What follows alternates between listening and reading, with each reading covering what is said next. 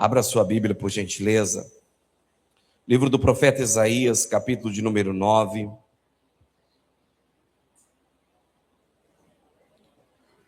Essa palavra tem estado no meu coração esses dias. Acabamos de sair dos dias de Natal, né?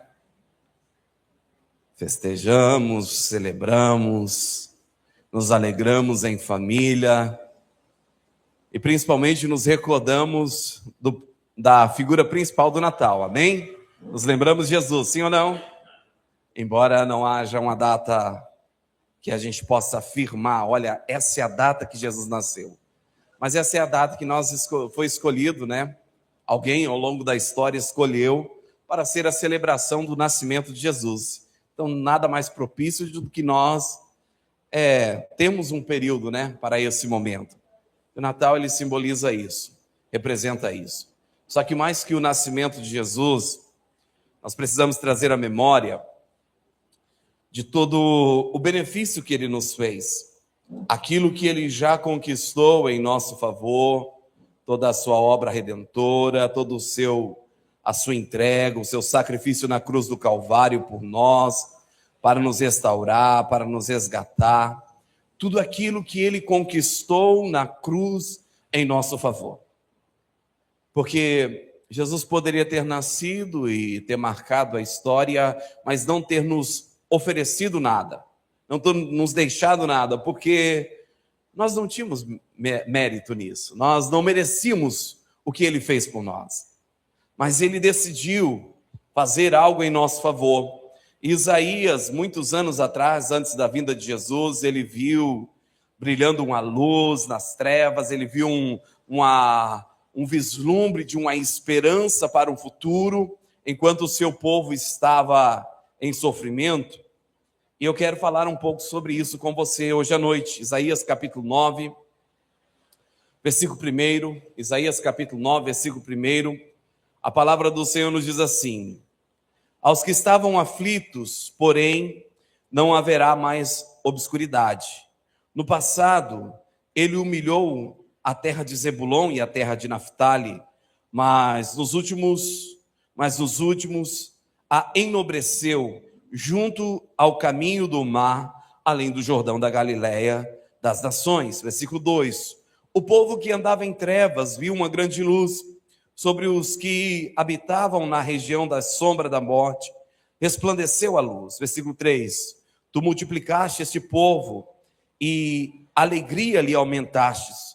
Todos se alegrarão perante ti, como se alegram na colheita, e como exultam quando se repartem os despojos, porque tu quebraste o jugo que pesava sobre ele, a vara que lhe feria os ombros e o cetro do seu opressor, como no dia da derrota dos midianitas, todo calçado daquele que pelejavam no tumulto, e toda veste revolvida em sangue serão queimadas, servirão de pasto ao fogo. Versículo 6. Porque um menino nos nasceu, um filho se nos deu, o principado estava sobre seus ombros, e o seu nome será Maravilhoso, Conselheiro, Deus Forte, Pai da Eternidade, Príncipe da Paz. Do aumento do seu governo e a paz não haverá fim. Reinará sobre o trono de Davi e sobre o seu reino, para estabelecer e o fortificar em retidão e justiça, desde agora e para sempre. O zelo do Senhor dos Exércitos fará isso. Aleluia, glória a Deus, glória a Deus. Isaías, ao longo da história, ele vê o povo de Deus marcado ali por causa de circunstâncias. Quando você olha para o Antigo Testamento, principalmente quando você lê o livro de Juízes, você vai ver o povo de Deus andando com Deus em santidade e obediência, Deus os abençoando, Deus prosperando, Deus abrindo porta, abrindo caminho, e tempos depois eles estão em uma condição afastados de Deus, separados de Deus, adorando outros deuses, vivendo uma vida totalmente contrária àquela que Deus estabeleceu para eles, sendo oprimidos pelo inimigo, sabe, perdendo tudo aquilo que conquistaram, e aí eles se voltam para Deus e clamam a Deus, demonstrando um ciclo de afastamento, de opressão, dor, e ao mesmo tempo um retorno, um clamor a Deus, uma busca por libertação, uma busca por socorro. Isaías vem falando sobre isso, que os dias de Isaías, que Isaías profetizou, o povo estava nessa dor, nesse sofrimento, nessa angústia, mas Isaías vem mostrando que maior que a infidelidade deles, era a fidelidade de Deus em intervir quando o sofrimento aumentava. Quando eles clamavam, quando eles buscavam a Deus, Deus sempre se voltava para eles e mostrava para eles. Isaías 9 vem justamente nesse contexto, um povo aflito, oprimido, andando em trevas, mas alcançando por uma promessa gloriosa, a luz de Deus que eles iriam trazer, que viria sobre eles e os traria de volta. Por isso Isaías no versículo 1 ele começa dizendo, aos que estavam aflitos, aos que estavam angustiados, aos que estavam, sofrendo. Mas ele diz, porém, não haverá mais obscuridade, não haverá mais escuridão, a um povo aflito, não seria esquecido, não seria abandonado, Deus mostra por meio de Isaías que haveria uma oportunidade. É interessante que Isaías nos traz aqui, Zebulon e Naftali, essas duas localidades, aonde Jesus começa o seu trabalho, aonde Jesus vem trazendo as boas novas, aquele povo, a Bíblia retrata um povo que andava em trevas, mas brilhou a luz para aqueles que estavam na escuridão, para aqueles que estavam em trevas. A luz de Deus veio para eles. As primeiras regiões, as regiões mais sofridas ali, nesse contexto de Isaías, onde havia invasão estrangeiras, lugar onde foi considerado lugar de vergonha, dor prolongada e muita perca, mas Deus escolhe começar nessa região o seu trabalho. A profecia de Isaías mostra aonde Jesus começaria o seu ministério. Se você for lá para o Evangelho de Mateus, capítulo 4, você vai ver Jesus após ser levado pelo Espírito no deserto, começando o seu trabalho, segundo o Evangelho de Mateus, nessa região. Uma região onde o povo era esquecido, onde o povo era abandonado. Por isso Jesus, quando ele está lá na sinagoga, ele diz, pois o Espírito de Deus está sobre mim para proclamar liberdade ao cativo, das vistas aos cegos, trazer libertação ao oprimido, trazer liberdade àqueles que estão vivendo aprisionados. Jesus, ele sempre buscou aqueles que estavam no pior estágio da sua vida. Jesus sempre buscou aqueles que eram considerados, na sua época, a sociedade esquecida, a parte rejeitada da sociedade. Jesus não foi em meio à nobreza, mas Jesus foi nos lugares que pelos os mais importantes eram considerados lugares que não se devia nem se pisar naquela região. Lugares onde havia leprosos, lugares onde havia prostíbulos, onde, a sociedade era mais pervertida, onde havia as piores classes da sociedade. Mas ali vem a luz de Deus para brilhar para eles. Isso nos representa que Jesus, ele vem se revelando sempre, trazendo a sua restauração, aonde há exatamente a maior dor, o maior sofrimento. E essa palavra ela é importante para nós porque a luz de Deus, ela sempre ela não vai surgir no centro do poder, no melhor lugar, no lugar mais aconchegante, mas a luz de Deus, ela sempre vai surgir no território de dor.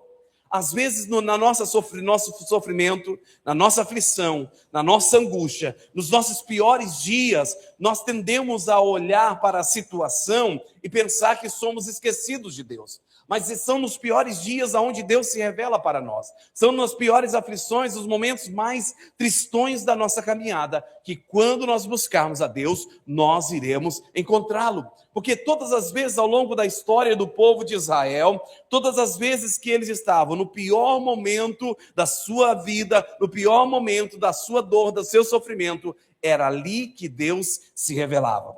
Como eu citei o livro de Juízes, você vai ver um ciclo constante, do primeiro ao último capítulo de Juízes, você vai ver um ciclo de 40 anos de prosperidade, bonança de paz, que é um tempo onde o povo está buscando a Deus, e consequentemente, após a morte do juiz que os libertava, havia um período de aproximadamente mais 40 anos de dor, sofrimento, angústia, aflição, por eles terem se apartado de Deus. Mas Deus nunca se revelou a eles no início do seu sofrimento, porque primeiramente eles não buscavam a Deus no início da sua dor, mas quando eles estavam no pior momento da sua situação, aí Deus vinha e se revelava a eles. E aqui em Isaías capítulo 9, Isaías vem nos trazendo justamente isso, falando sobre essa luz que surge na escuridão, surge no território da dor. Deus, ele não ignora as áreas mais machucadas, ele não ignora o lugar mais obscuro. Deus, ele não ignora, sabe, a maior dor ou o maior sofrimento, mas é aí que Deus quer se revelar. Porque as coisas que são possíveis para nós, que nós podemos resolver, nós não precisamos de Deus. Mas são nos momentos mais difíceis da vida, aonde Deus se revela para mostrar que Ele é o Deus do impossível.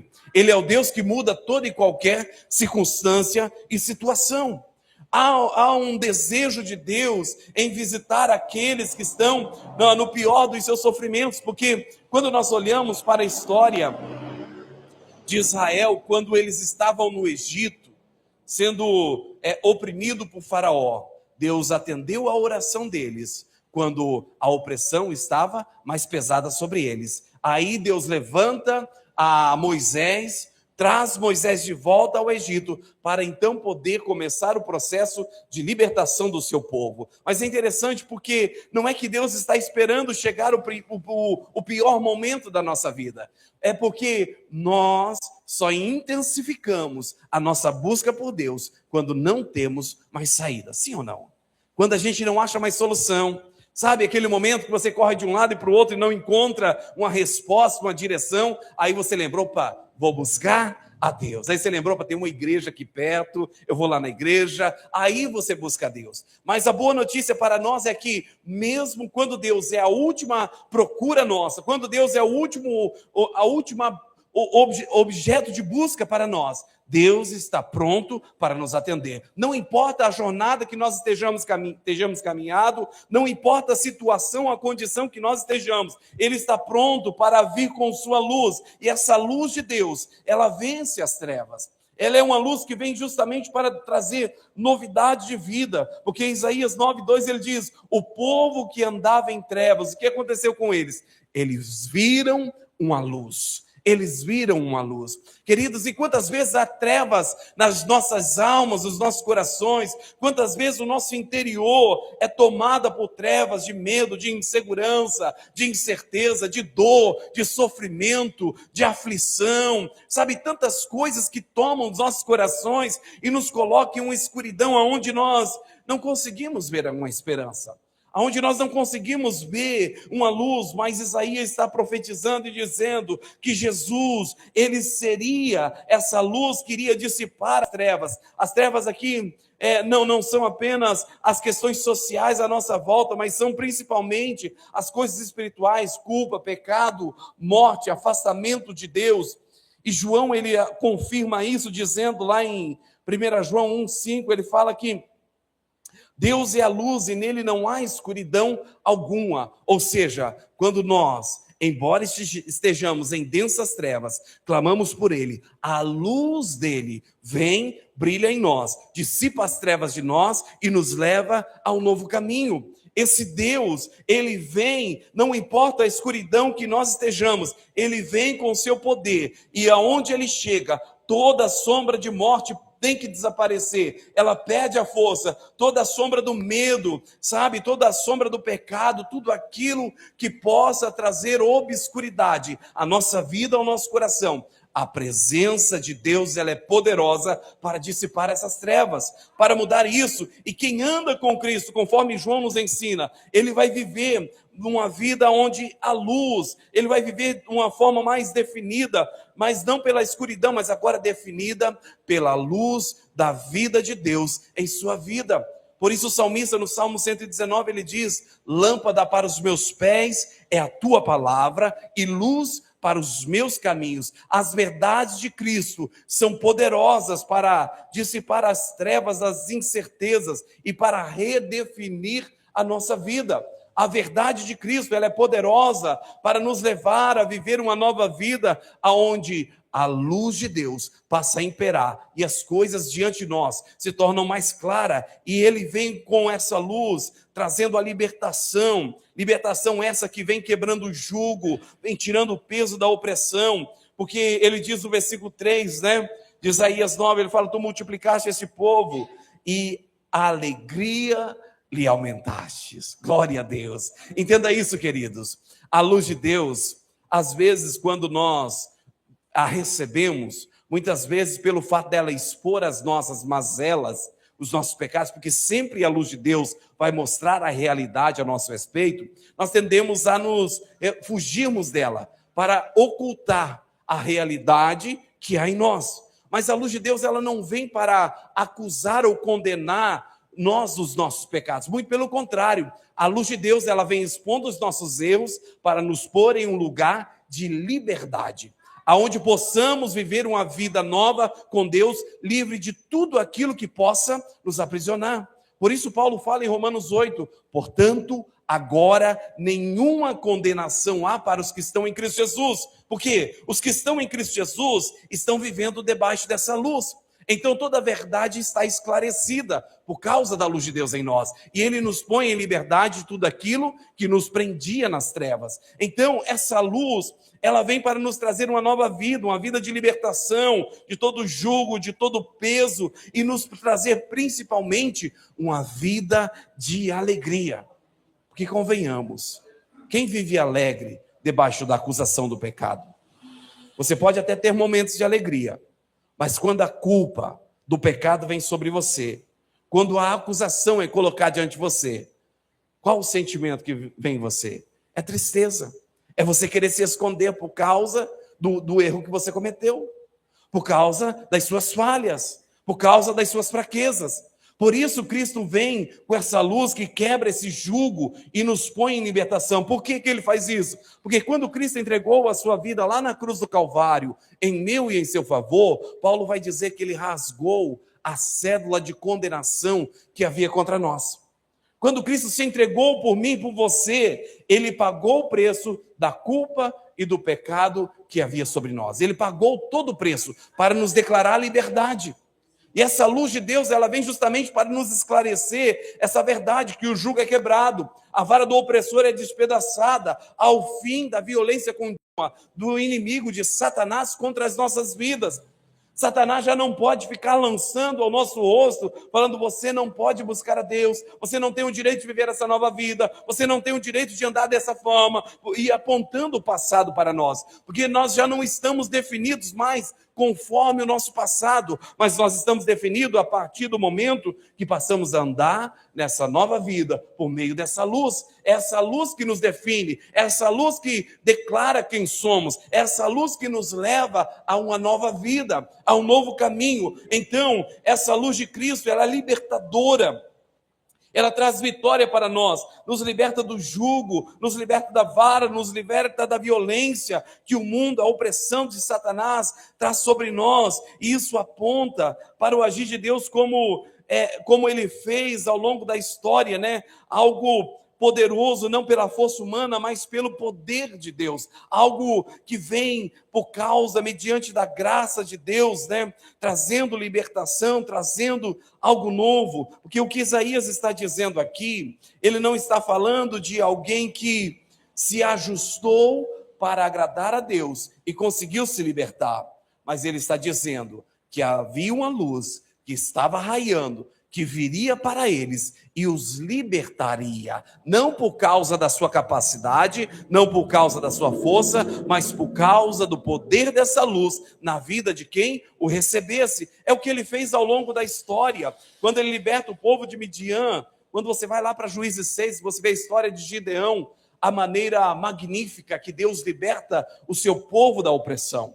Tudo que Gideão fez inicialmente na batalha foi quebrar alguns jarros de barros, levantar uma tocha acesa e dar um grito de vitória. Com 300 homens, colocou um poderoso exército para correr e venceu a batalha, porque Cristo, Deus, venceu por eles, trouxe a vitória por eles. Então, é aquilo que o Senhor diz lá em 2 Crônicas 7,14, quando ele diz: se o meu povo, que se chama pelo meu nome, se humilhar e orar e buscar a minha face, se converter dos seus maus caminhos, ele diz: então ouvirei dos céus, perdoarei os seus pecados e sararei a sua terra. Deus, quando nós o buscamos de inteiro coração, ele traz libertação para as nossas vidas e traz cura para a nossa terra. O que é a nossa terra? A nossa terra é a nossa casa, a nossa família, a nossa vizinhança. Deus traz cura, Deus traz libertação por meio da mudança das nossas vidas. É aquilo que Paulo fala em Romanos 12:2: e não vos conformeis com esse mundo, mas transformai-vos pela renovação do vosso entendimento. Quando eu permito essa luz entrar em minha vida, transformar a minha vida, o meu coração, o meu pensamento, a minha casa sofre influência e passa a ser mudada. A partir da minha mudança, a partir da minha salvação, a partir da minha transformação, os que estão à minha volta são transformadas, porque as trevas passam a ser dissipadas por causa da luz de Deus na minha vida. Era isso que Isaías vislumbrava. Eu imagino a alegria de Isaías ao poder proferir isso, vendo a oportunidade de uma nova vida, uma luz brilhando, olhando ao longe, percebendo a oportunidade de uma nova história. É o poder de Deus sendo revelado para todos aqueles que estavam nas trevas. E Jesus veio justamente para isso, para libertar o homem, mas libertá-lo por inteiro, espírito, alma e corpo, trazer uma nova vida, trazer uma nova esperança. Queridos, entenda, o Evangelho de Cristo, as verdades, as Escrituras sagradas, que é o poder de Deus que transforma a vida daquele que crê, é algo que vem para mudar o seu espírito, a sua alma e o seu corpo, a te levar a uma nova vida completa. A salvação, ela não diz respeito somente a você ser livre do inferno e ter o direito a um dia ir no céu. Esse é o nosso alvo principal. Irmos morar com Deus na eternidade, mas ela diz respeito a você ser liberto do inferno, do pecado e da morte, e viver o céu aqui na terra, enquanto você anda por aqui, passar a desfrutar de parte do céu, enquanto você está aqui, vivendo a nova vida, sendo liberto da culpa, da condenação, curando as feridas da alma, do coração, mas também trazendo saúde sobre o seu corpo, porque Jesus mesmo declarou que pelas suas pisaduras nós fomos sarados. A libertação completa, total, a salvação de Deus que Ele traz para nós, por meio de Cristo Jesus, é algo pleno, completo. Por isso Jesus falou: eu vim para que tenham vida e a tenham em abundância. Vida abundante. Cristo tem algo novo para nós. Cristo não tem prazer no nosso sofrimento, na nossa opressão, na nossa vida, sabe, de miséria. Não, Cristo quer nos ver livre. Cristo não quer nos levar a um caminho de novo. Cristo quer nos abrir portas. Cristo quer nos levar, sabe, a vivermos uma vida de paz, uma vida segura, uma vida onde tem plena realização em todas as áreas das nossas vidas. O Evangelho de Deus é esse. O que Cristo fez por mim na cruz do Calvário e por você, é isso, é obra completa. Quando Ele declarou no dia que Ele entregou o seu Espírito, e Ele disse: está consumado, Ele disse: tudo o que você precisa está feito. Se você buscar, se você abrir o seu coração para que essa luz entre na sua vida, você vai ter toda a obra que eu fiz por você, por meio dele. A libertação que Isaías declarava, talvez ele pensasse que fosse apenas algo referente aos inimigos que oprimia Israel naqueles dias. Mas a libertação para mim e para você não diz respeito a libertar, a ser liberto de pessoas que nos perseguem, pessoas que tentam nos causar mal. Não diz respeito a isso. É uma libertação mais profunda. Diz respeito à maior libertação que nenhum homem conseguiu por conta própria alcançar, mas que só Jesus trouxe para nós, que é a libertação do peso, do pecado, da angústia, da aflição, do medo, daquilo que Satanás tinha liberdade e poder sobre nós. Hoje ele já não tem, porque pertencemos a Cristo. Se Cristo habita em nós, se a nossa vida foi rendida a Ele, a luz dele está em nós, Ele perdeu o domínio, o poder e a autoridade sobre nós. Porque Paulo ele diz que quando Cristo foi vitorioso, Quando Cristo foi elevado aos céus, ele foi assentado à destra do Pai. Efésios capítulo 1. No capítulo 2, Paulo vai dizer: olha, vocês que estão em Cristo foram assentados com ele na região celestial. Ou seja, a vitória de Cristo não é só uma vitória para ele. Cristo não tem que ficar lutando pela minha salvação, sabe, como alguém que está ali brigando com Satanás o dia inteiro, correndo o risco dele perder a batalha. Não, ele já venceu lá na cruz por mim. A minha vitória já está garantida nele. Se eu permaneço nele, eu desfruto da vitória que ele tem para mim. Eu perco a batalha quando eu saio do centro da perfeita vontade dele. Então não é que Cristo perdeu a batalha.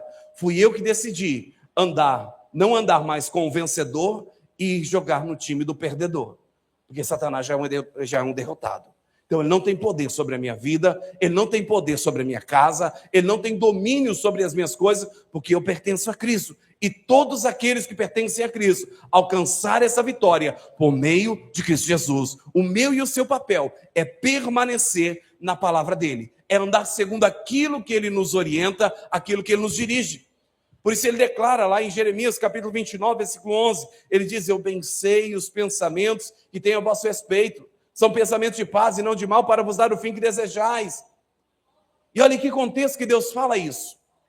Quando Deus falou isso para o povo de Israel, a carta que Jeremias estava escrevendo, o povo estava lá na Babilônia, no cativeiro. Essa carta foi escrita para quem já tinha perdido a batalha, para quem já tinha sido levado cativo pelo inimigo. E Deus fala lá no cativeiro: você vai casar, vai se dar em casamento, você vai construir casa, constituir família, vai trabalhar pela prosperidade do seu inimigo, vai trabalhar pela prosperidade da Babilônia, vai orar para que haja paz na Babilônia, para que haja bênção na Babilônia. E aí Deus diz: por que isso? Porque eu bem sei os pensamentos que tenho a vosso respeito. E o pensamento sobre vós são pensamentos de paz e não de mal, para vos dar o fim que desejais.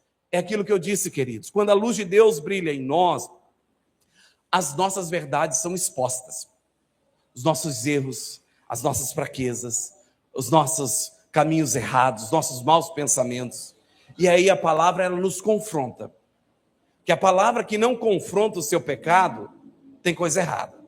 Sabe aquela palavra que é sempre doce, sempre boa? Oh, glória a Deus, aleluia. Deus me aceita como eu sou. Ah, Deus, eu posso permanecer na minha vida de erro, porque Deus me entende. Deus te aceita como você é, mas Ele não quer que você permaneça como você é.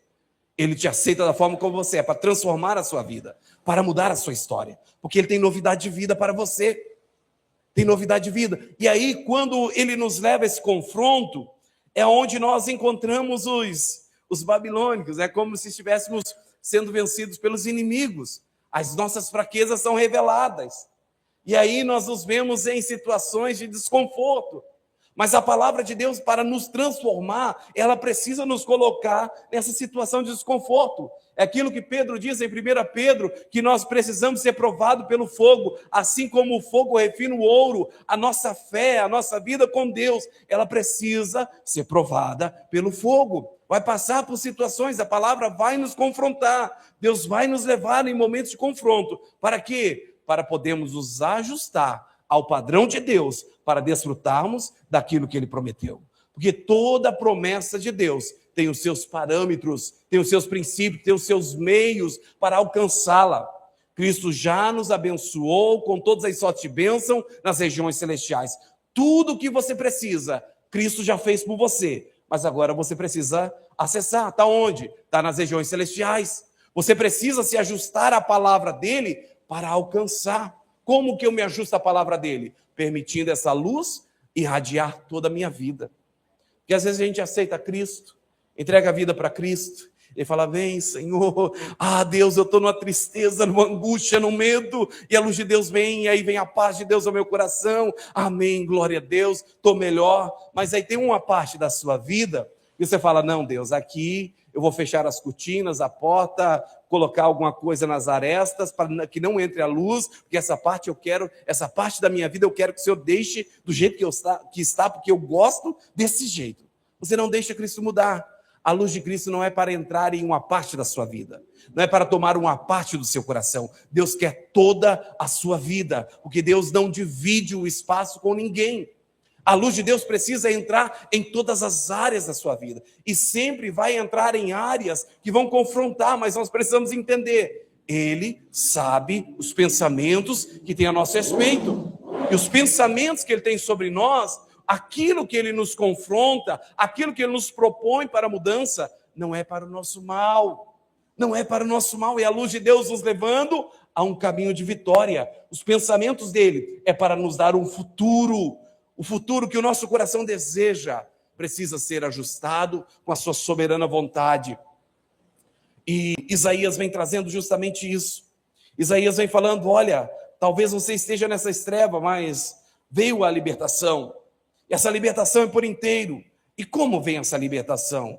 Versículo 6, que é a parte mais maravilhosa, mais gloriosa desse texto, que diz, porque um menino nos nasceu, um filho se nos deu. Nasceu um menino, o unigênito de Deus, nasceu. Aqui chegamos ao coração da profecia, porque um menino nos nasceu, nos foi dado um filho, mostrando os dois aspectos de Cristo. Primeiro aspecto humano, o nascimento dele em Belém, na manjedoura, por meio da Maria, ali nasce Jesus, o nascimento. Mas Isaías fala, não é apenas o nascimento, um filho nos foi dado também, e esse mostra a característica divina de Deus. O menino nascido, o homem, a parte humana de Cristo. O menino nos dado, um filho que nos foi dado, mostra o ser divino de Deus, conforme lá em João 3,16 é declarado, que Deus amou o mundo de tal maneira que deu o seu Filho unigênito, para que todo aquele que nele crê não pereça, mas tenha vida eterna. Deus o deu para nós, Deus o entregou a Cristo, Deus, por meio do Espírito Santo, fez com que Maria concebesse a Cristo. Ele é plenamente homem, mas também plenamente Deus. E agora, o que ele pode, como luz, trazer para nós? Os seus nomes revelam a sua missão e o seu propósito. Primeiro, ele é um maravilhoso conselheiro. Ele não é apenas aquele que aconselha. Os seus conselhos são perfeitos. Aquilo que as Escrituras diz a meu e a seu respeito. Não é apenas palavras, não é apenas uma opinião, mas é a maior verdade que você pode encontrar para a sua vida. É a melhor solução que você tem para os seus dias. É o que a palavra de Deus diz sobre você. E aqui você encontra a resposta para todos os seus problemas. Não importa o que você esteja vivendo, a resposta está aqui, nas Escrituras Sagradas. Se você buscar, Deus vai falar ao seu coração, vai te mostrar, a luz vai brilhar na sua vida. É aquilo que eu citei agora há pouco, Salmo 119, lâmpada para os meus pés é a tua palavra e luz para os meus caminhos. A palavra de Deus é a lâmpada para a nossa vida, é a luz que ilumina os nossos caminhos. Aqui estão os maravilhosos conselhos de Deus para as nossas vidas. O que você precisa hoje? Que resposta, que direção, que saída você precisa hoje? Aqui está a resposta para você. Se você buscar, pastor, mas eu leio, eu não entendo. Nós temos um professor que está sempre conosco para nos ensinar. Se nós lemos a Bíblia e falamos, Senhor, me ajuda a entender, o Espírito Santo de Deus virá e te instruirá nas verdades do caminho do Senhor.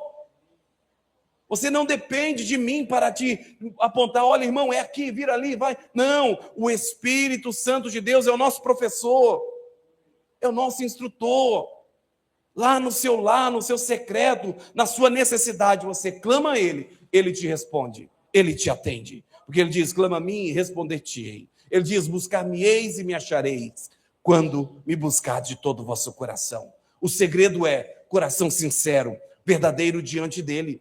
Com sinceridade buscarmos a Ele, e Ele vai trazer esses conselhos maravilhosos, por meio do Espírito Santo, Ele vai guiar a sua vida, mas além de ser um bom conselheiro, o melhor conselheiro que você possa ter, Ele também é o Deus forte, é o Deus que não perde batalha, Ele não é um líder frágil, não é alguém que diante do seu problema, que às vezes é tão grande, Ele possa olhar e falar, meu amigo, eu vou te deixar sozinho nessa, porque eu não consigo te ajudar. Não importa o problema que você esteja, Ele é forte, Ele é poderoso para mudar a sua história. Não importa o quão longe você esteja dele, ele é forte, ele é poderoso para te trazer aos braços dele, à presença dele, para recolocar você na rota certa. Sabe o GPS? quando você coloca uma rota ali, você vai daqui para Barra, para qualquer outro lugar, e aí chega lá na metade do caminho, o GPS está apontando, você vira à esquerda, você vira à direita. E aí você se perde todo, né? Fala, meu Deus, aonde eu estou? Aí você para, centraliza ali a imagem do mapa e tal, reinicia a rota, e o GPS vai te indicar um outro caminho para você chegar no seu destino. Assim é a pessoa do Senhor Jesus. Assim é a luz de Deus para corrigir a nossa rota, para nos levar ao centro da perfeita vontade de Deus, para vivermos os seus maravilhosos planos, para vivermos a sua soberana vontade, para sermos levados a um novo caminho. Ele é Deus forte, Ele não é um líder frágil, Ele é o Todo-Poderoso, mas Ele também é o Pai da eternidade. Não fala apenas da eternidade, mas Ele cuida constantemente, Ele governa como Pai. Ele é o Deus sempre presente, que nunca vai nos faltar e que nunca iremos, ter um momento onde não vai haver Deus, mas Ele eternamente estará como Pai para nos auxiliar. Eu sei que para muitos, às vezes, a palavra pai não soa muito bem, porque muitas vezes o nosso pai natural não foi um bom pai, mas Ele é o melhor dos pais. Se você pensar no melhor pai que você possa ver na terra, Ele ainda é melhor. É como a história do filho pródigo, narrado lá em Lucas, quando a Bíblia diz que o pai esperava o filho retornar. Quando o filho chega, o pai, de braços abertos, o recebe, o abraça, põe a vestes novas, anel no seu dedo, sandália em seus pés e festeja o retorno do filho. Esse é Deus, esse é o Pai. Não importa por onde você andou, não importa por onde você passou, Ele é Pai e Ele vai te receber dessa forma. E melhor que tudo, Ele é o príncipe da paz. A paz que Ele traz não é uma paz momentânea ou superficial, é algo permanente para a vida toda. E quantas vezes estamos aflitos? Quantas vezes estamos tomados de aflição, de incerteza, de angústia? Eu sei que as circunstâncias naturais, principalmente nos dias de hoje, nos colocam em situações de aflição. É natural. É natural. Mas entenda uma coisa. Tudo aquilo que vem para tirar a sua paz não vem de Deus. Pode ter certeza disso. Não vem de Deus. Tudo aquilo que vem para roubar a sua paz não vem de Deus. E você, como os filhos de Deus, pode se posicionar na autoridade do nome de Jesus e repreender todo o mal que vem para tirar a sua paz. Não importa qual seja a situação. Você quer ver uma coisa que rouba a paz? Falta de dinheiro ou a expectativa de escassez. Ai, ai, ai. Sim ou não?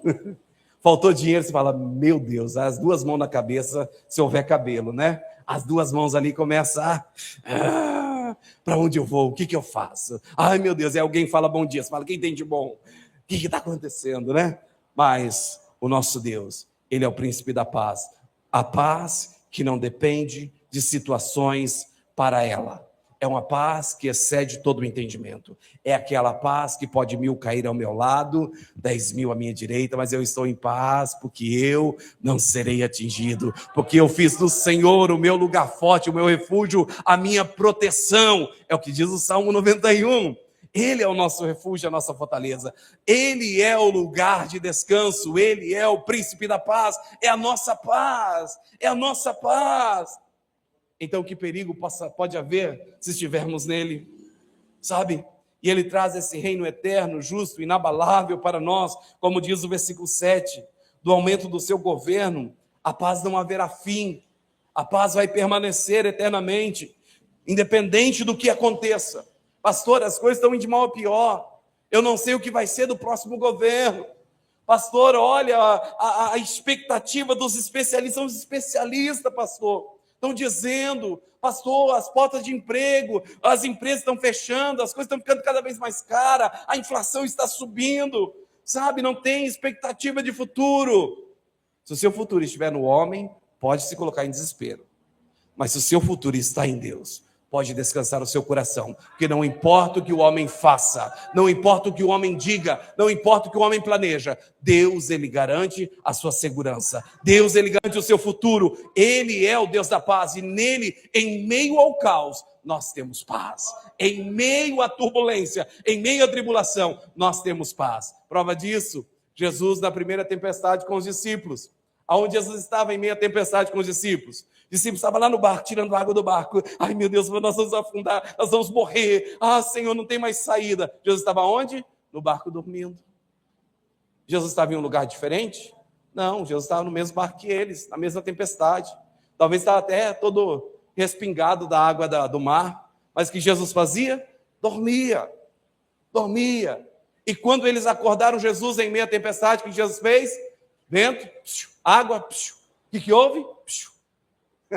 Só isso, silêncio, bonança. E eles chegaram do outro lado, porque ele é o príncipe da paz, não é alguém que traz apenas paz, mas é alguém que é capaz de tornar tudo pacífico ao nosso redor. Ele é o Todo-Poderoso, o Criador dos céus e da terra, e que muda toda a história.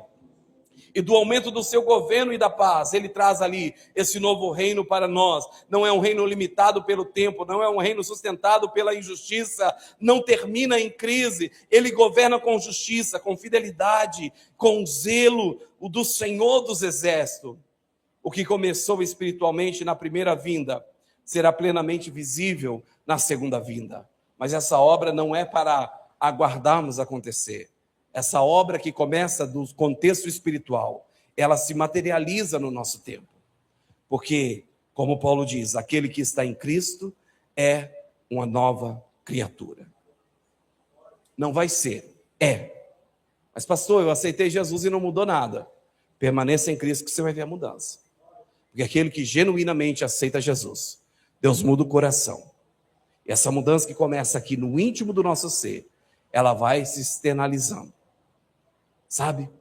Você muda a sua forma de pensar, você muda o seu ponto de vista a respeito das coisas, você muda o seu linguajar. Sabe aquela pessoa que era negativa, só falava palavras de derrota? Ele começa a ser positivo. Por que ele é positivo? Porque ele encontrou a viva esperança na palavra de Deus. E ele começa a ter esperança de um futuro por causa daquilo que Deus diz a respeito dele. E ele começa a mudar a forma de falar. Aí ele começa a mudar a forma de andar. Ele já não anda nos mesmos caminhos que ele andava antes. Tudo na vida é mudado. Ou seja, não é algo só espiritual, mas é algo físico.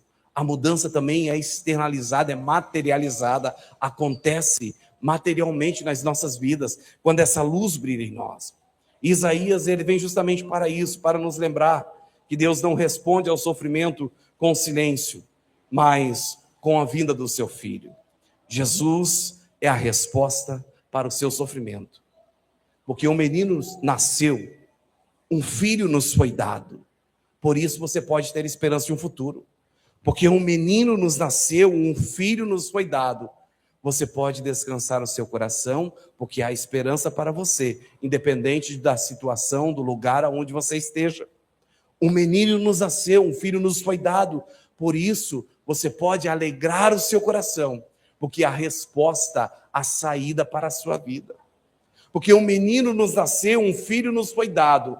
A mudança, a transformação, a novidade de vida para nós. Nós podemos nos alegrar no Senhor, porque Ele já nos foi dado como um presente, gratuitamente. É aquilo que João capítulo 1, versículo 12 nos diz: e todos quantos receberam, é dado o direito de ser feito filho de Deus. O que eu preciso fazer? Receber. É aquilo que Paulo diz, que a salvação é pela graça, mediante a fé em Cristo Jesus. É graça de Deus, é favor de Deus. Já nos foi dado. Pastor, mas eu não pedi nada. Mesmo que você não pedisse, mesmo que, você não entenda a necessidade, Deus sabe o que é melhor para você e preparou o melhor para a sua vida. Você só precisa aceitar, permitir essa luz brilhar em você, porque quando as trevas eram densas, essa luz nasceu para dissipar essas trevas. Quando o peso era insuportável, o libertador veio. Quando o mundo estava sem esperança, o príncipe da paz foi entregue à humanidade. Glória a Deus, Ele nos foi dado gratuitamente, para todo quanto nele crê, não pereça, mas tenha a vida eterna. Permita essa luz entrar no seu coração, queridos. Abra o seu coração para essa verdade, Permita que essa luz esquadrinhe a sua alma, o íntimo do seu ser e cause a completa, genuína e verdadeira mudança que Ele tem para você. Já te foi dada, é gratuito. É só você crer e procurar a viver aquilo que as Escrituras diz para você. Não importa onde você esteja, não importa o caminho que você tem trilhado. Hoje mesmo, Jesus continua iluminando quem anda nas trevas, libertando quem vive oprimido. Ele continua governando os corações feridos, ele continua trazendo cura. A pergunta final não é apenas quem ele é, mas quem ele é para você hoje. Ele tem nascido na sua vida, no seu coração? Ele tem sido a luz do seu caminho? Ou você tem escolhido andar em trevas? Porque eu te garanto que talvez hoje você esteja em uma condição de muita dor e sofrimento, mas você só está aí por escolha, porque você escolheu estar aí. Que a partir do momento que você fala, Deus, me tire dessas trevas, dessa escuridão, a luz de Cristo brilhará e te levará para uma nova vida. E essa nova vida que Ele te convida, essa nova vida que Ele te chama para você viver hoje. Ele quer te levar a um caminho de paz, a um caminho de esperança, a um futuro de novidade de vida para você. Coloque-se de pé em nome de Jesus.